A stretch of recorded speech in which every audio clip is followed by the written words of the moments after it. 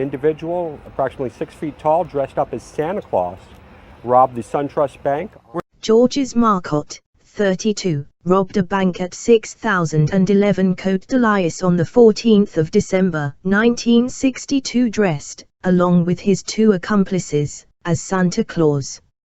It was one of the splashiest killings in the history of the city and ended up costing the lives of 2 St. Laurent squad cops, Brabant and Marineau, in the process. The bank robbers were supposed to rob a bank a day earlier on the 13th of December, but Marcotte showed up late to the meeting. They got $5,600 in cash and $56,000 in travelers' checks. Jean-Paul Fournel, 39, who spent the 50s in prison, was quickly caught and rolled on his accomplices. The third bank robber, Jules Reeves, was easy to find, as he had suffered a brain aneurysm and hospital emergency staff found $1,297 in his pocket, a big sum at the time. Reeves stayed in hospital for 10 years until he was found fit to stand trial in March 1973 when he finally faced cartoons. The robbers had purchased machine guns legally on Brabant from International Firearms, run by Jeffrey Weisler. They had used a car, obtained illegally, for the ride. While on trial, Marcotte's eponymous dad, a taxi driver, 59, claimed that he was with his son driving on St. Lawrence when the hold-up took place. His evidence was that he was listening to the police awards on the radio. Further checks provided that it wasn't on the radio except for a brief mention on the English language kid. Witnesses testifying in the case include SGT Det Douglas Stone, engineer Garland Sheridan, Randy Young, waitress Dorothy Pinscience and Harold Green.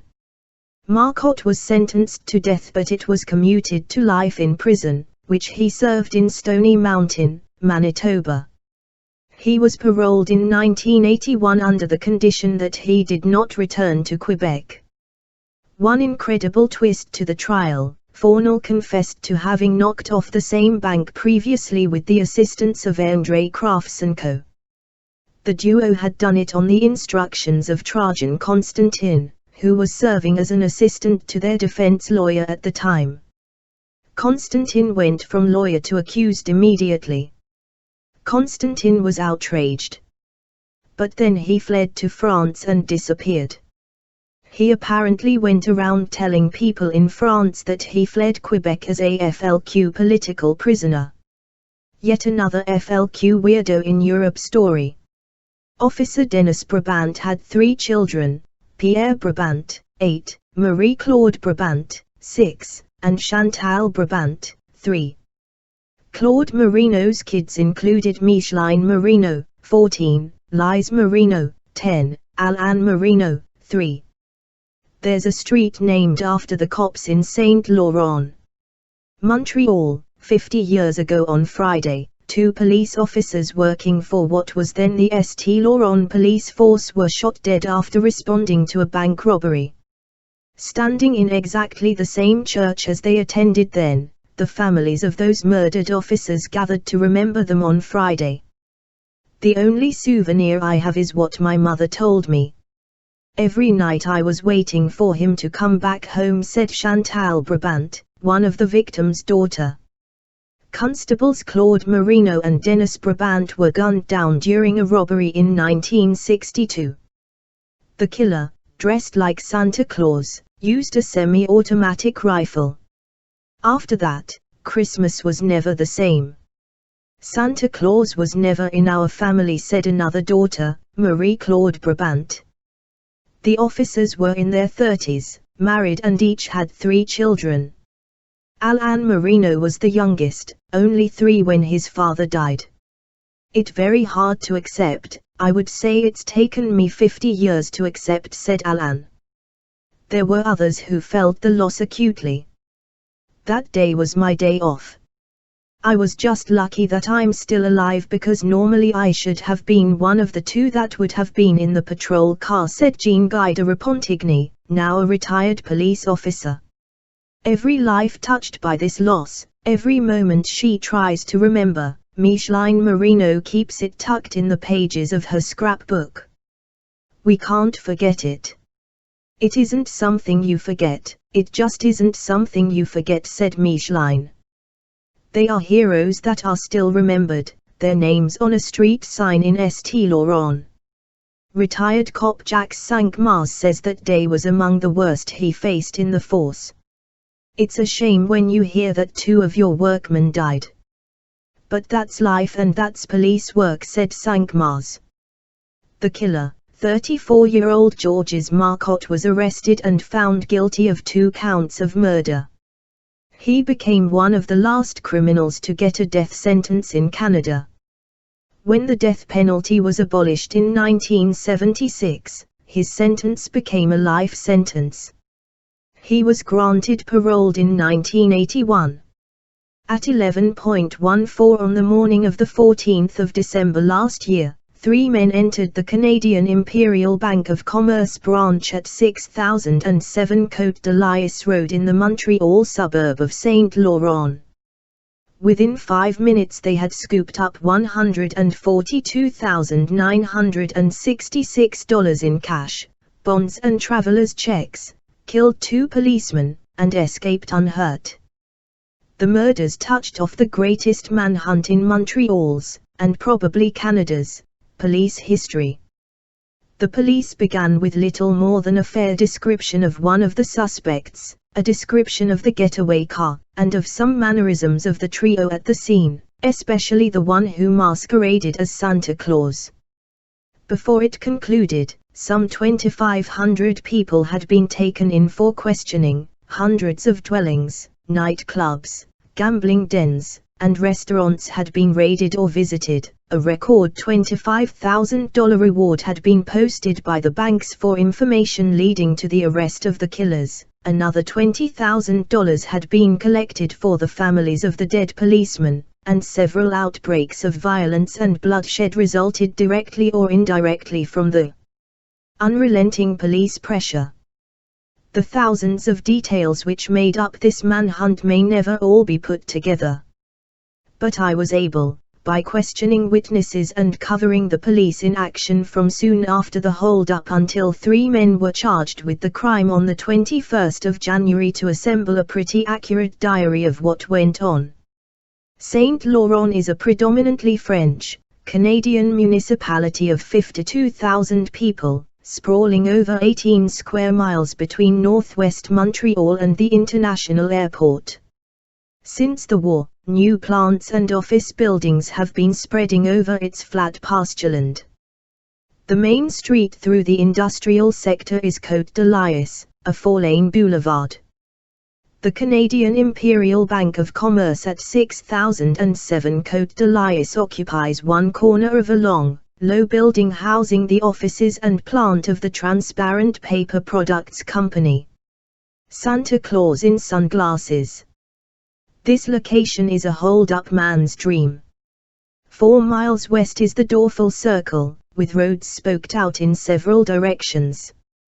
1 mile east is the Decory Circle, where the boundaries of Saint Laurent, Montreal and the town of Mount Royal meet.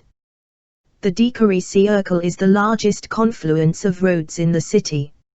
At least partly because of this rich choice of escape routes, the bank at 6007 was robbed 3 times last year, in June for $24,000, in October for $3,500, and then on Friday, the 14th of December.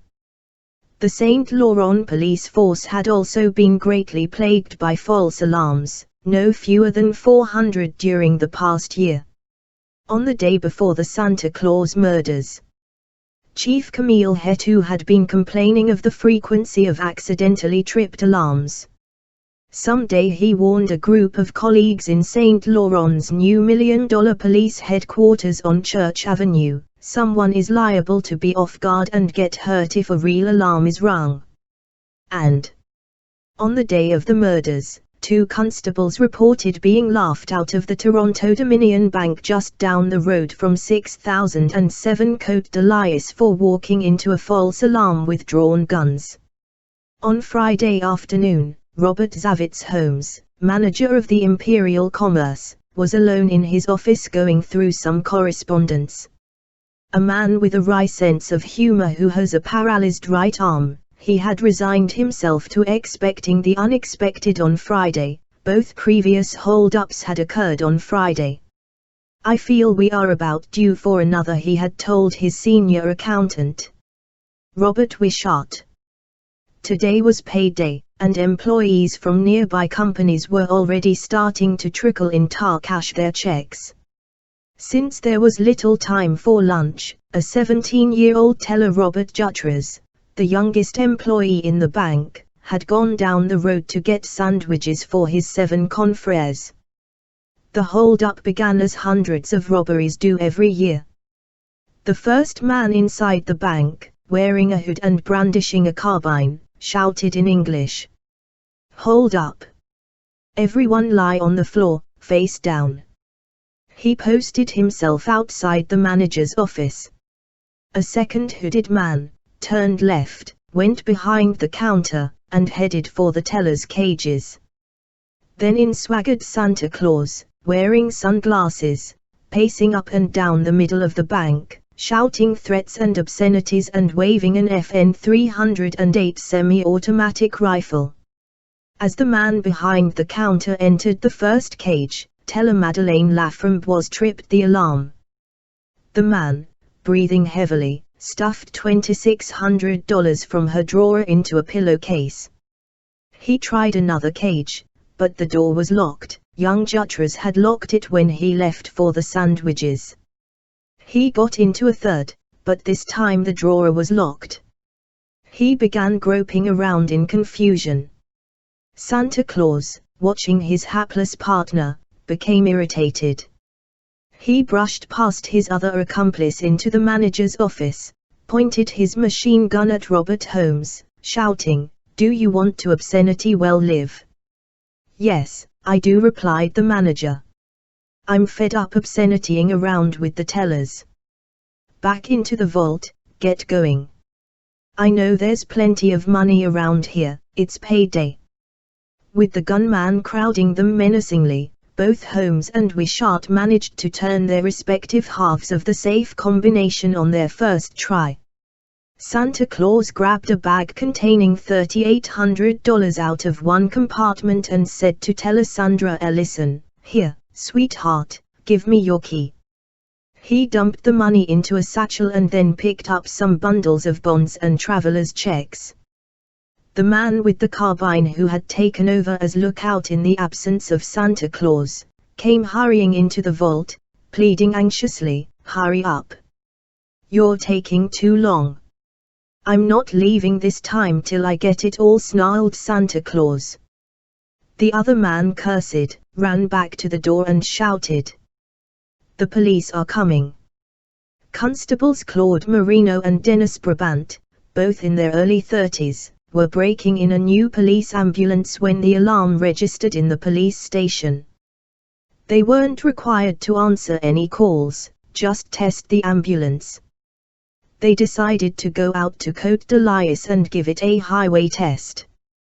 Both were big men, 6-footers weighing more than 200 pounds. This was to have been Constable Marineau's day off. But when a Christmas shopping tour with his wife and 3 children had to be postponed, he changed it to Saturday, and came to work.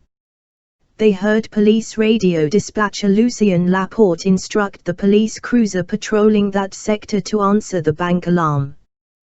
The cruiser was a good deal farther from the scene than they were, and besides, the address 6007 Cote-de-Liesse struck a sentimental note with Marineau. He was born in the farmhouse which once had stood on the site of the Imperial Commerce Bank. Over the radiophone, he interjected, "We're closer, we'll take it." As the officers drove into the parking area, the man who had spotted their approach was throwing a hag of loot into a white Oldsmobile in front of the bank. Santa Claus stepped out of the bank, turned right, walked a few feet until he was standing outside the doorway of Transparent Paper Company. Claude Heber, president of this firm, who was chatting inside the doorway with his sales manager, opened the door to make way for the jolly old fellow. The unsmiling figure failed to notice. The killer kept shooting. As the ambulance pulled up some 60 feet from the bank, the bandits opened fire on it. The detonation sent office workers on the second floor scurrying from their desks to the front windows. 3 people standing in the parking area ducked for cover. Bullets tore through the ambulance from the undercarriage to the root. "It's a real hold-up," Marineau gasped over the radiophone. He jumped from the driver's seat, firing. He was shot in the chest and killed instantly. His body crumpled against the rear left wheel of the ambulance, a few feet from where he was born. From the passenger's side, Constable Brabant rushed into the line of fire and a bullet tore into his thigh. He fell between a red truck and a car, groaning. Santa Claus crouched and fired repeatedly at Brabant, shooting underneath the truck which stood between himself and the constable. Then, as the petrified faces in the windows looked on, he sprang around the truck, stood over the prone policeman, and continued firing. Metal-jacketed bullets tore through the officer's body. One forearm was shattered by an exploding bullet. An hour later, Constable Brabant, father of 3, had bled to death. After the first fusillade outside, the lookout man had turned and raced back into the bank shouting "Get out!" to the bewildered third bandit. Carbine shells scattered from his hand as he ran into a kitchenette at the rear of the bank. He smashed 2 panes of glass with his gun and leaped to the ground through the Venetian blinds, then raced across the fields at the back. The third man rushed out the front door and revved up the getaway car as Santa Claus fired a few more shots under the ambulance at the lifeless form of Constable Marineau. Santa Claus then jumped into the car as it drove through the one empty space at the end of the parking lot next to the bank and into the field, the roaring car almost capsizing on a pile of crushed rock as it swung onto the road. 50 yards west, the car waited for a line of traffic to pass, crossed a turn back in the boulevard and headed back east. 2 police cars arrived on the scene within a minute, followed shortly by several others. The hunt started almost immediately. A fire truck was summoned.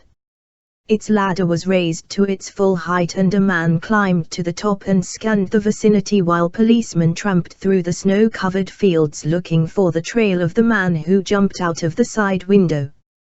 But because of what police described as faulty directions from people in a neighboring building, they were unable to pick up the trail. The fugitive on foot had circled back to Cote-de-Liesse a half-mile away. He discarded his rifle and hood in a junk pile behind a building, walked into the town and country motel and nonchalantly asked a waitress to call him a taxi. When a truck driver delivering linen to the motel, no one around was aware of what had happened down the road, agreed to give him a lift west to the city of Dorfel. He didn't wait for the taxi to arrive. At a shopping center in Dorfel, the fugitive switched into a taxi, and returned to the town of Mount Royal. Police now know that his route back led him again along Cote-de-Liesse, past the bank. "Looks like there's been an accident or a hold-up or something," the taxi driver said. "I guess so," replied his passenger. By now hundreds of policemen had sealed off the island of Montreal, theoretically. Detachments of police set up roadblocks at all bridges leading off the island. Plainclothes men poured into railroad stations, bus terminals, and the international airport to keep watch on all departures. Cars by the dozen were stopped at the bridges, the occupants questioned, then waved on. But Montreal is an easy place in which to get lost in a crowd, particularly on Friday when the daily exodus from the island is swollen by weekenders. By nightfall, no trace of the fugitives had been found. Chief Hetu of St. Laurent immediately put the investigation in charge of Detective Sergeant Doug Stone, a rugged 38-year-old ex-sailor who was one of the few survivors of the torpedoed destroyer HMCS Ottawa in the Second World War. A policeman since his discharge from the Navy, Doug Stone has a reputation as a tireless investigator. He needed extraordinary energy to sustain him through the task he was about to undertake. Assigned to work with him on the case was a quick-witted little Quebec provincial police sergeant, Roland Aubuchon, a policeman for 30 years. In addition, the criminal investigation bureaus of the Montreal Police and the Quebec Provincial Police each assigned 30 detectives to the case, all experienced investigators of holdups and homicides. As darkness settled on the Montreal region Friday night, the streets erupted with police activity. In response to anonymous telephone tips on dangerous men in the apartment across the street with machine guns, police sent carloads of detectives, armed with machine guns and bulletproof vests, to haul out the tenants and bring them to headquarters for questioning. Witnesses with a description of the man who escaped on foot were shown pictures from the police files of hoodlums with records of robbery and violence. "That's him," said a woman, pointing to one of the mugshots. Somewhat surprised, for the man picked out had ostensibly been leading a quiet existence, a detective asked, "Are you sure?" The woman looked again and nodded. "Pretty sure." A coroner's warrant was issued for the suspect's arrest. Down on the notorious Lower Main, police action took on its most spectacular, if not most productive, aspect. The Main, a gaudy strip of cheap theaters, nightclubs, taverns, pool rooms extending from the waterfront up into the heart of downtown Montreal, harbors the biggest concentration of criminals in the nation. Violence and bloodshed are a nightly occurrence on the Main. On Friday night, crowds of passers-by gathered outside nightclubs as squad cars roared to a stop and spewed out dozens of detectives. All exits were covered. Washrooms were checked. Everyone the police suspected might have a shred of information was herded down to headquarters. "We don't expect to catch the murderers themselves tonight," said a grey-haired detective who had been working on the Main for 3 decades. "We want to make a show of force, to let the underworld know the pressure is really on. It's a lot tougher to hide out then." This operation was repeated over and over again. Booze, goofballs and machine guns. While the parade of underworld characters shuffled in and out of interrogation sessions, other investigators were considering the mad dog candidates who qualified for such a savage crime. "Here's someone who's capable of it," said one detective, pointing to the likeness of a man he had sent up 8 years before for armed robbery. "He's been out for a couple of months now. I was told he's on the booze and goofballs. He can use a machine gun, too." A few blocks away at QPP headquarters, the routine was the same. In all, about 35 hoodlums were selected as possible mad dogs. "The trouble is our list can't keep pace with the growing number of bandits using automatic firearms," explained Chief Inspector William Fitzpatrick, a big soft-spoken father of 8 who is rated as one of Canada's leading authorities on criminal detection. "We know Joe Blow as the type who uses a revolver to hold up the corner store. Suddenly, he starts using a machine gun and robbing banks. It can take us some time to learn he has graduated." On Saturday, the getaway car was located, containing the Santa Claus suit and $64,000 worth of bonds stolen from the bank. The bandits had not noticed when they snatched them hurriedly that they were non-negotiable. The car had been stolen 13 days earlier and its license plates had been exchanged for a set stolen from a scrapyard. Santa Claus associations were asked if they could identify the suit. None could. The car was dusted for fingerprints, but none were found.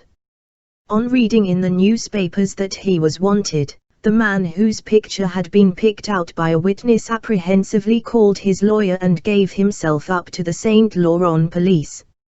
"It's not him," said the witness who had picked his photograph in the files. He was released, and a QPP artist began drawing up a composite sketch from the witnesses' descriptions of the gunman. Meanwhile, police were checking out all informations no matter how far-fetched. A Pinkerton guard sitting in a tavern in old clothes after working around the house on his day off, was accosted by detectives before he could finish his bottle of beer. "I'm connected with the Saint Laurent case in a way," he said. "Starting Monday, I'm being sent to that bank as a guard." A hoodlum's jilted girlfriend insisted he and two acquaintances were the killers. Detectives checked, and learned that all three men were serving long terms in Kingston Penitentiary. "We're right back where we started," admitted a couple of detectives at the conclusion of Saturday's efforts. Detective Inspector Frank Bois, youthful-looking head of the Montreal Criminal Investigation Bureau, at this point was informed by an underworld contact that he had overheard three men in jail planning a robbery with machine guns during the pre-Christmas season. "This is the best lead yet," said Bois, enthusiastically. "Let's see if we can find them." A week later, they would make a dramatic appearance. On Sunday, another prominent figure entered the case. Joe Bedard, the handsome, urbane security chief for both the Bank of Montreal and the Royal Bank of Canada, has become a legend in his 38 years with the Montreal Police Department. So dramatic have been his encounters with criminals that he has even been depicted as the swashbuckling detective hero of a French-language comic strip. The Canadian Imperial Bank of Commerce and the Canadian Bankers Association also posted a record $25,000 reward for information leading to the capture of the killers. More assistance was pledged from an unlikely source. A stocky, hard-faced individual recognized as the kingpin of the rackets in Montreal's East End visited Saint Laurent Police Station to offer condolences. "Only dogs would do a thing like that," said this man, whose name has been linked with a score of gangland killings in the past decade. "They'll get no protection from us, I promise you. If we find out who they are, we'll turn them over to you." In New York City and Miami, police posted at airports took in for questioning a dozen passengers on incoming flights from Canada. Underworld hangouts in Ottawa and Toronto were raided. Railway police and the RCMP were ordered to question any suspicious-looking characters and report their findings immediately. The progress of these far-flung activities was given to Detectives Stone and Aubuchon, who were now working 20 hours a day, catching what sleep they could in unoccupied police cells. "What's the use of going home?" shrugged Stone. "By the time we get there, we'll have to come back." The carbine discarded by the man who had fled the bank on foot was located on the weekend after an exhaustive search. Police traced it back to a firearms store in the heart of Montreal. The store had been a sore spot with the Montreal police for years, doing a booming business, quite legally, with tough-looking customers who want to go hunting. It also had the understandable distinction of being one of the most burglarized establishments in town. You stand there and tell me people come here to buy a carbine or an FN rifle, I might as well call them submachine guns, to go hunting, exclaimed one investigator to the gun shop proprietor. It's legal, shrugged the latter. I don't tell them how they should hunt. In this store an FN rifle, a Belgian design selected by Canada and other Western nations as the deadliest hand weapon for killing enemy soldiers, sells for $75. A revolver man called Marcotte. On Tuesday, the 18th of December, 4,000 people overflowed from St. Laurent Church for the civic funeral of Constables Marineau and Brabant. Paul Emile, Cardinal Leger, personally celebrated the solemn Requiem High Mass. The St. Laurent Merchants Association had started a fund for the stricken families of the officers which would reach $20,000, and the Canadian Imperial Bank of Commerce announced the widows would receive 2/3 of the officers' salaries until the youngest child reached 18. St. Laurent has no pension plan and no police compensation program other than workmen's compensation. The next night a man named Georges Marcotte was arrested after a scuffle with an acquaintance whose home he tried to enter at gunpoint. In his cell awaiting trial on a charge of possessing a revolver, Marcotte tried to hang himself, but was cut down in the nick of time by another prisoner. Police questioned Marcotte routinely about the Santa Claus killings, but decided that the possibility of his being involved was remote. He was known as a revolver man, not a machine gunner. Marcotte himself blamed his attempted suicide on despair over domestic troubles and the prospect of returning to jail 5 months after his release from penitentiary. He appeared in court on the weapons charge and was remanded to Bordeaux jail to await trial. The raids continued, and on the main cabaret owners waited glumly for the Christmas celebrants who didn't come. Each night we arrive, the crowds are thinner, observed Detective Stone. Pretty soon there will be nobody around at all, replied a leathery old detective whose face is as familiar on the Main as French fried potatoes. The people who make their living from the night spots are a hell of a lot sorer at the Santa Claus gang than they are at us. On Friday, the 21st of December, 3 men held up the Slater Shoe Company in East End, Montreal. Police arrived on the scene before they could get away. The bandits held the president of the company as a hostage. Police and the gunmen exchanged shots, one of which severely wounded a pedestrian. The 3 men surrendered. They turned out to be the 3 men Inspector Bois had been tipped off to look for a week earlier in connection with the St. Laurent killings. After lengthy questioning, a detective shook his head. It's not them, they gave up too easily. They're not in the same league as the Santa Claus gang. The same night, the janitor of a rooming house in the east end of the city investigated a crashing sound in one of the rooms upstairs. He found the tenant lying on the floor, unconscious. Rushed to Notre Dame Hospital, the man was discovered to have a blood clot on the brain, the result, apparently, of excessive consumption of goofballs. He was partially paralyzed and totally speechless. 2 nights later, a man claiming to be the patient's brother came to the hospital and demanded my brother's clothes and money. The nurse on duty refused. After the angry visitor had stomped off, she called the police. There is a very sick man down here with a lot of money, she told Detective Captain Adrian Cardinal, head of the Night Patrol Detective Squad, which had been reactivated only that day, partly because of the Santa Claus killings. What's his name? He asked the nurse. Jules Reeves, she read from the hospital record. Captain Cardinal instructed Detective Sergeant Wilson Colomb to go to the hospital immediately. Colomb found the patient's bankroll amounted to $1,297. The following morning, Christmas Eve, Joe Bedard and Detective Captain Maurice compared serial numbers on the patient's bills with those listed by the bank in St. Laurent as part of the loot. The numbers on some of the bills matched those on the bank's list. It was the first break in the Santa Claus murder case, but, ironically, it was a break that left police almost as frustrated as they had been for 10 days since the murder. The capture of a prime suspect in a crime almost certainly leads to the identification of his companions.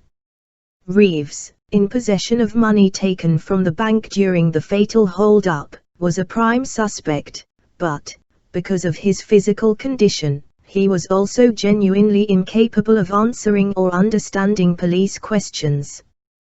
Doctors gave him only a slim chance of survival. A police guard was placed around his hospital room. Reeves' money and clothing were taken to headquarters.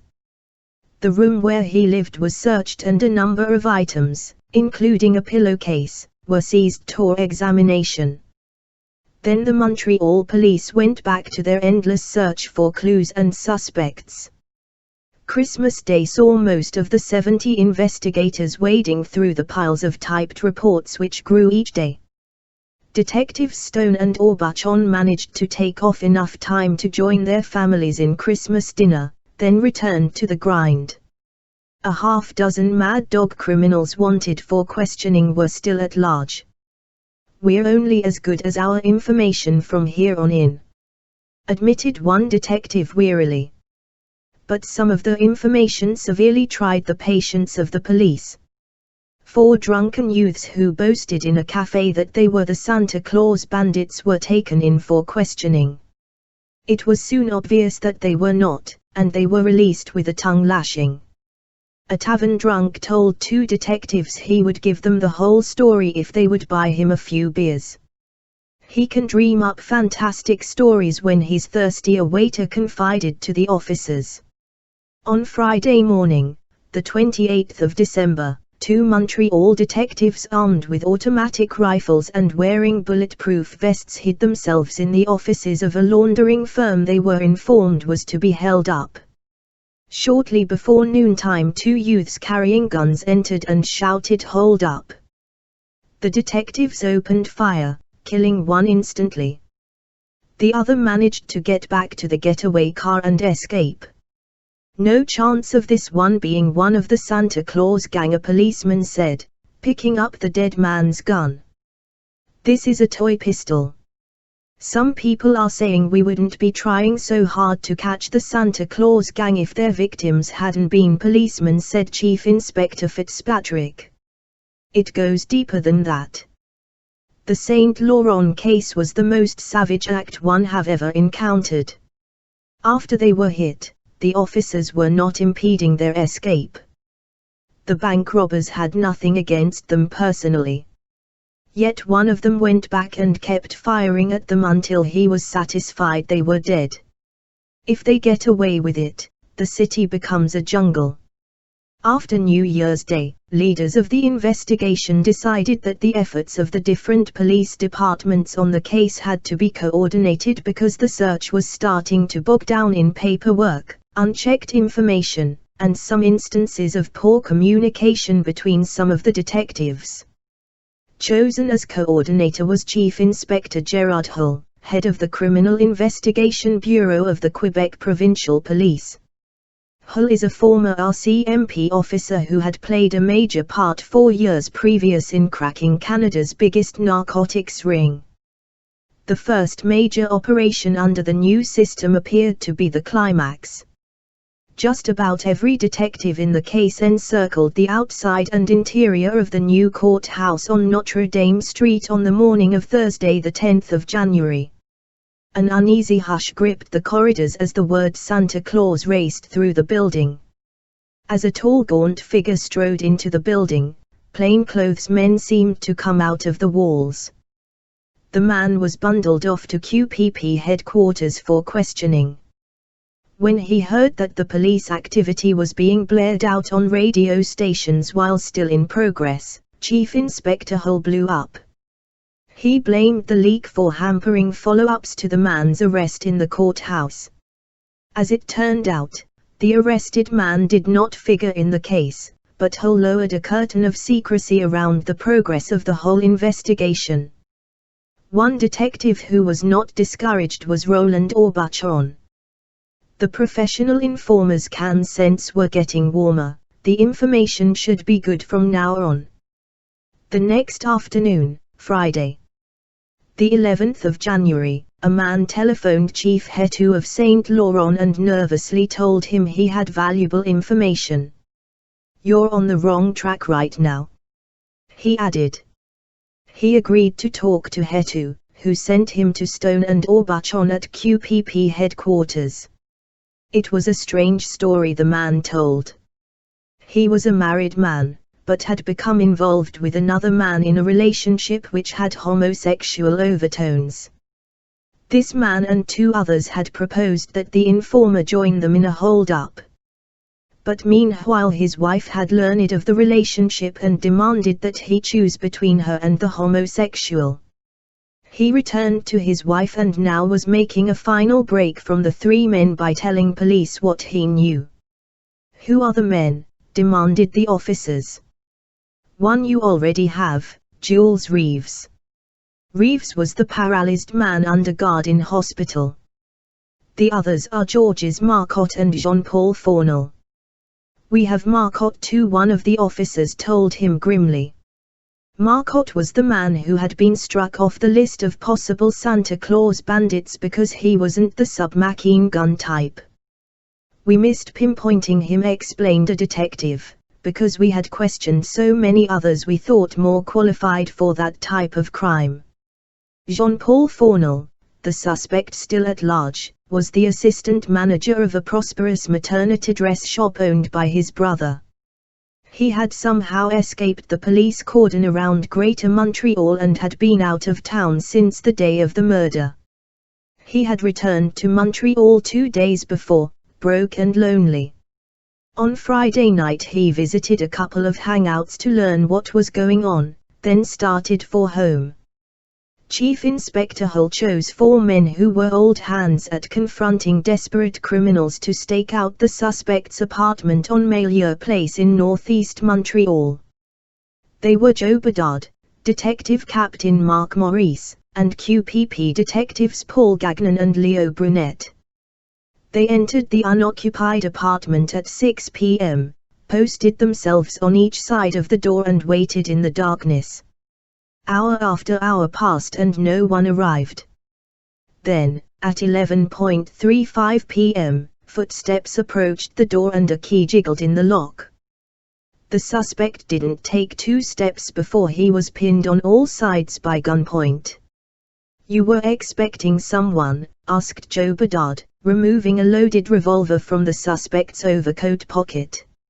In a nearby garage, the detectives found an FN.308 rifle, a pistol and 3 cartons of ammunition. On Monday, the 14th of January, exactly 1 month after the bloody robbery, Chief Inspector Hull called a press conference. "We are satisfied we have the 3 men who robbed the bank in St. Laurent where 2 policemen were killed," he said. But so man's names of men being sought and men being detained for questioning had been released that few who heard Hull's words were convinced the case was any closer to solution. But on the 18th of January, Fournel astonished a packed courtroom by taking the witness stand at the coroner's inquest and giving a step-by-step account of the robbery from beginning to end. He identified Marcotte as the man who masqueraded as Santa Claus, and Reeves as the confused gunman inside the bank. He said he himself had left Montreal on the day of the hold-up, traveling across Canada by taxi, bus, and plane, until he reached Edmonton. He told of buying the Santa Claus uniform in Plattsburgh, NY for $12.50 and how Marcotte had bought him an ML carbine at the firearms store downtown, how Marcotte had, while climbing into his Santa Claus costume en route to the bank, issued lusty hoes all the way.